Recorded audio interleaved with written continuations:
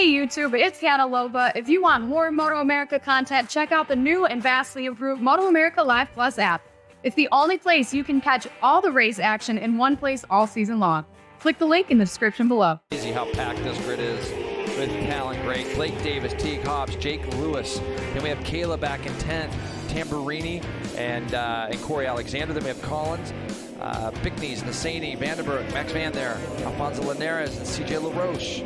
Mag, Soltis, and Bruno Silva with Hunter Dunham on another Envy Augusta, Enriquez, and Owen Williams outside of row 8. Then we have DeLeon, Vandal, Yelton, and Greg Silva again with Lucas this time, and Horney.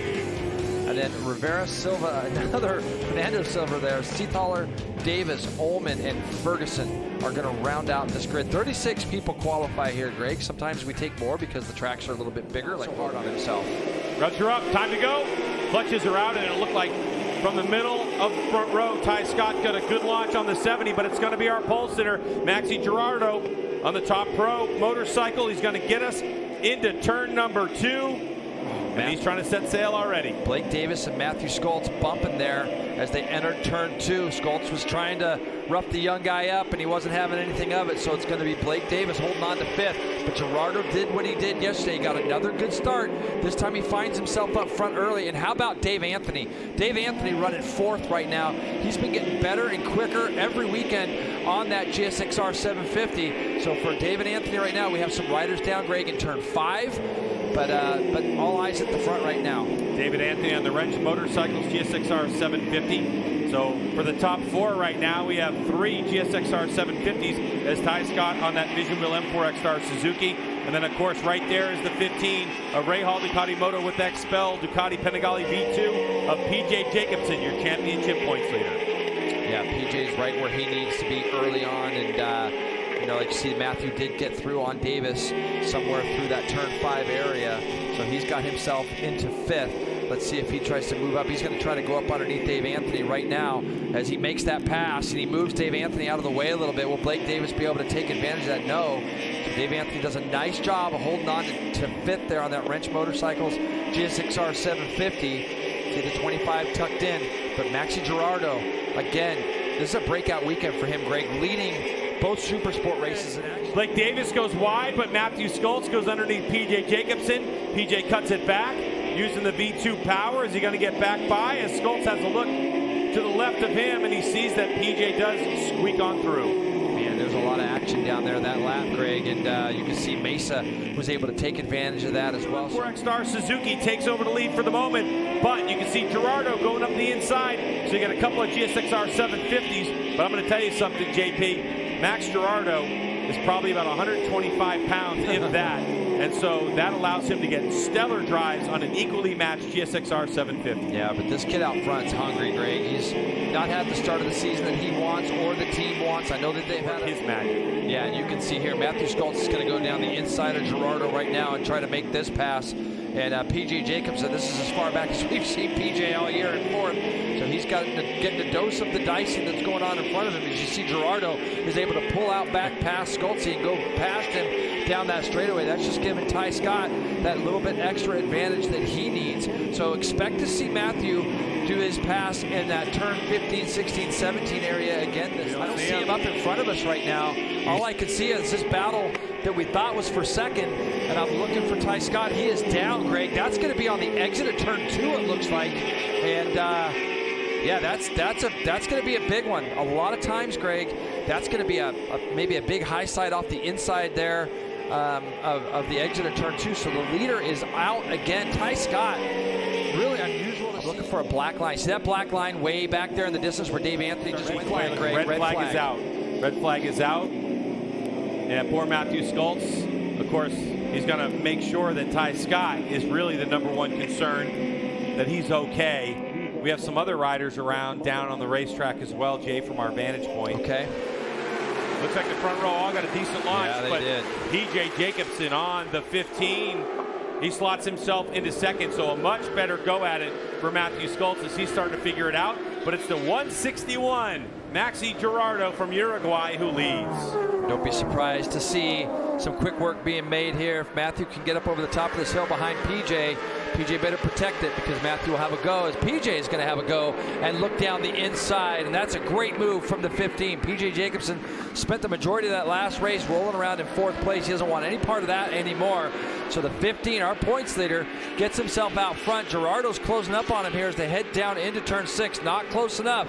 So PJ Jacobsen's going to lead him down through here. Tries to go down the inside of Corey Alexander and makes that work. So Blake Davis makes that pass. Corey tries to turn it back up underneath him, but it's not going to have quite the legs to get off that turn as Mason now looks to go down the inside of Corey Alexander, but he's not going to make that. So Blake Davis on another R6 trying to make his way forward as well on that racetrack. He knows Matthew's good here, so PJ's got to keep this Ducati down really, really tight, and he's done a little bit better job, and it is not going to matter as once again Matthew Skoltz shows the nimble ability of that back R6, underneath. but PJ just turns it right back underneath him. Really good move there coming onto that straightaway. When we saw it before the red flag is we have a rider down, PJ Jacobsen, when Matthew Skoltz passed him, it was an entire bike length, and he lifted quite a bit.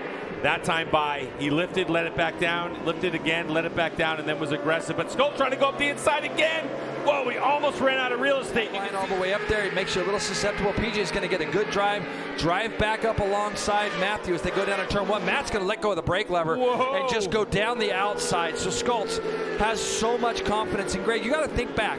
We've watched this guy on Superbike for what, last 5 years? He gets on this R6, it's got to feel like a toy. He's a big statured guy, very tall. He probably feels like he's on this lap. And both got by Corey. It's a big crash for Corey on the exit of the back straight right-hander. He slides off to the inside of the track.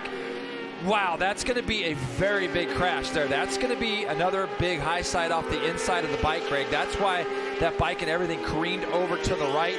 Corey's walking, bit ginger, but he's up and walking thankfully there. So now you see the barrier, you're going to see it come across the screen there. So, you know, what's going to happen there, Greg, is he's going to be out wide, lose the rear. It's going to throw him off the inside of the bike, and the bike's going to continue to go over to the right. The race at a 1:26.827. This time he comes by, he goes 1:26.679. Fastest lap of the race, period, for Matthew Skoltz. On lap number 10 of 11 on the restart. So the final lap of the race underway, and the battle back in the field continues to rage on. So Matthew Skoltz putting the hammer down when he needs to. He's not giving PJ Jacobsen any opportunity, and you can see the gap has grown. Yeah, it's grown, and PJ went in there tight thinking that, you know, he's trying to make sure he keeps Blake Davis behind him. PJ doing everything he can to just keep grabbing these points. Be another 20 points in the bank for the 15 if he can hold on here to 2nd place. So, and he knows that he's got a guy up in front of him that's awful hungry and is going to be another very big championship contender is Matthew Skoltz. But Matthew has pulled the pin, as you would say, G-Dub, 6:26.679 with a lap to go, and on tires that, you know, had already been run. Red flag, come in, go back out. Already been heat cycled, so they've got this bike working really well. Obviously, Ed Sullivan doing a tremendous job in helping Matthew get comfortable. Here's the battle for 2nd, Greg. I think PJ is going to go through here tight. Blake's going to have to he's going to have to try to set him up to go underneath him in the left-hander out of here. So we'll see what happens. Not close enough. No, Blake Davis in 3rd place, but here he comes onto the front straightaway. He loves this place, and he's able to get the double. It's Matthew Skoltz from Strack Racing with the win. PJ Jacobsen will hold on to 2nd place. Blake Davis in 3rd. Gerardo coming across in 4th place. And Tamburini gets by Stefano Mesa for his best finish so far, a 5th place finish. And Jay, more importantly, only 7 seconds behind the leader for Tamburini. Boy, get used to hearing that guy's name. He's ahead of Mesa Lewis, Kayla Yakov in 8th, Torrin Collins in 9th. His 3rd, obviously, Gerardo, Tamburina, Mesa, Lewis. Kayla ends up finishing 8th, but Torrin Collins, good to see Torrin finish 9th. In top 10, Linares runs out the top 10. So a good race across the board, and I'm sure that the MD Augusta F3R, which, by the way, we're back at the beginning of June at MotoAmerica, and we get to do it all over again on a vastly different racetrack. It's going to be high horsepower, long straightaways, and we're going to be really interested and keen to see what Matthew Skoltz is going to be able to do.